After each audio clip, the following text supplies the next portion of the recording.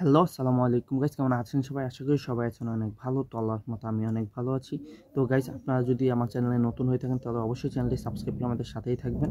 Dubai সংক্রান্ত সকল তথ্য জানতে আমার চ্যানেলটি সাবস্ক্রাইব করে থাকবেন এবং দুবাই সংক্রান্ত যেকোনো তথ্য জানতে অথবা কিছুই জানতে আপনারা অবশ্যই কমেন্ট করবেন। আমি সাথে সাথে আমরা ইনস্ট্যান্ট রিপ্লাই দিয়ে দেবো। তো চলুন আমরা বিস্তারিত কথায় বাড়ি। তো দুবাই ভিসার সর্বশেষ আপডেট। দুবাই ভিসার কিন্তু একটা সম্ভাব্য ডেট দিয়েছে যে এই তারিখ থেকে এই তারিখের মধ্যে দুবাই ভিসা খুলে দিবে। তো কি সেই ডেট, কোন ডেট থেকে কোন ডেটের মধ্যে দুবাই ভিসা খোলার যে সম্ভাব্য তারিখ সেটা দিয়েছে। সেটা কারা দিয়েছে? সেটা দিয়েছে হচ্ছে দুবাই।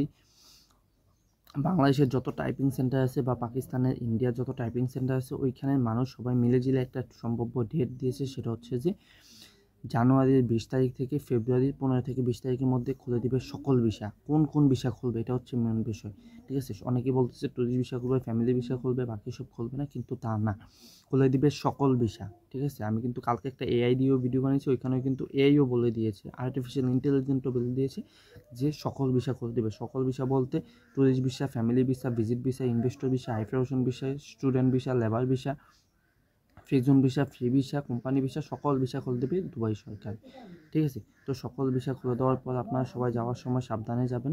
সবাই যে সকল নিয়ম কানুন মেনে যাওয়ার কথা আরব আমিরাতে যাবেন, কারণ দেখতেই পারলেন বাংলাদেশিরা ওই দেশে নিয়ম মানার না মানার কারণে প্রায় 6 মাস যাবৎ দুবাই ভিসা বন্ধ রেখেছে।